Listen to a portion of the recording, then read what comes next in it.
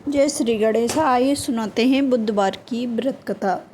जिन्होंने मेरे चैनल को सब्सक्राइब नहीं किया है प्लीज़ वो सब्सक्राइब कर दें। आइए सुनाते हैं व्रत कथा। एक समय किसी नगर में एक बहुत ही धनवान साहूकार रहता था। साहूकार का विवाह नगर की सुंदर गुणवंती लड़की से हुआ था। एक बार वो अपनी पत्नी को लेने के लिए बुधवार के दिन ससुराल गया। पत्नी के माता पिता से विदा कराने के लिए कहा। माता पिता बोले, बेटा आज बुधवार है, बुधवार को किसी भी शुभ कार्य के लिए यात्रा नहीं करते हैं। लेकिन वह नहीं माना। उसने बहन की बातों को ना मानने की बात कही। दोनों ने बैलगाड़ी से यात्रा प्रारंभ की। 2 कोस की यात्रा के बाद उसकी गाड़ी का एक पहिया टूट गया। वहाँ से दोनों ने पैदल यात्रा शुरू की। रास्ते में पत्नी को प्यास लगी तो साहूकार ने उसे एक पेड़ के नीचे बैठाकर जल लेने के लिए चला गया। थोड़ी देर बाद जब वह कहीं से जल लेकर वापस आया तो वह बुरी तरह हैरान हो उठा, क्योंकि उसकी पत्नी के पास उसकी ही शक्ल सूरत का एक व्यक्ति बैठा था।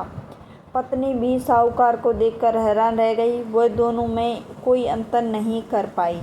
साहूकार ने उस व्यक्ति से पूछा, तुम कौन हो? मेरी पत्नी के पास क्यों बैठे हो? साहूकार की बात सुनकर उस व्यक्ति ने कहा, अरे भाई, यह मेरी पत्नी है। मैं अपनी पत्नी को ससुराल से विदा कर लाया हूँ। लेकिन तुम कौन हो जो मुझसे ऐसा प्रश्न कर रहे हो? साहूकार ने लगभग चीखते हुए कहा, तुम जरूर कोई चोर या ठग हो। यह मेरी पत्नी है। मैं इसे पेड़ के नीचे बैठाकर जल लेने गया था। इस पर उस व्यक्ति ने कहा, अरे भाई, झूठ तो तुम बोल रहे हो। पत्नी को प्यास लगने पर जल लेने तो मैं गया था। मैं तो जल लाकर अपनी पत्नी को पिलाया भी दिया है। अब तुम चुपचाप यहाँ से चलते बनो, नहीं तो किसी सिपाही को बुलाकर तुमको पकड़वा दूंगा।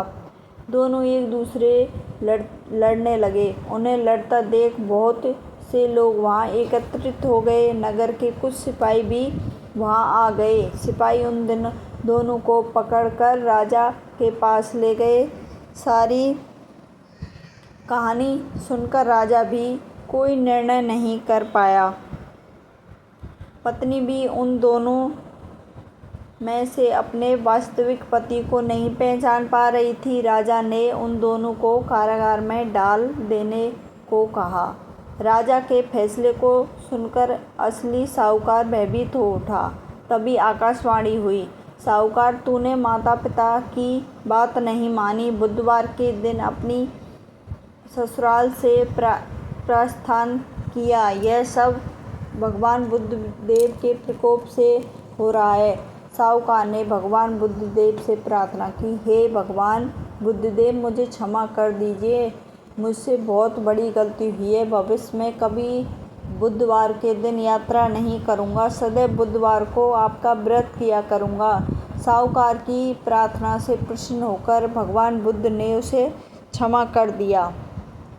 तभी दूसरा व्यक्ति राजा के सामने से गायब हो गया।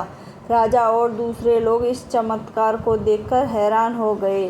भगवान बुद्धदेव की अनुकंपा से राजा ने साहूकार और उसकी पत्नी को सम्मानपूर्वक विदा किया। कुछ दूर चलने पर रास्ते में उन्हें बैलगाड़ी मिल गई। बैलगाड़ी का टूटा हुआ पहिया भी जुड़ा हुआ था। दोनों उसमें बैठकर नगर की ओर चल दिए। साहूकार और उसकी पत्नी दोनों बुधवार का व्रत करते हुए आनंदपूर्वक जीवन यापन करने लगे।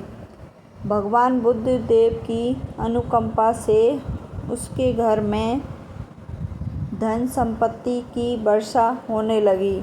जल्द ही उसके जीवन में खुशियाँ ही खुशियाँ भर गईं।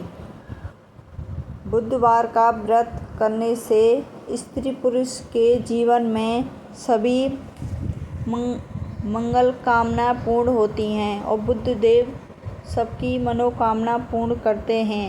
इसलिए बुधवार का व्रत करना चाहिए और व्रत के साथ कथा भी ज़रूर पढ़नी चाहिए। जय हो गणेश भगवान, जय हो बुद्धदेव महाराज, सब पर कृपा बरसाए रखना। जय हो।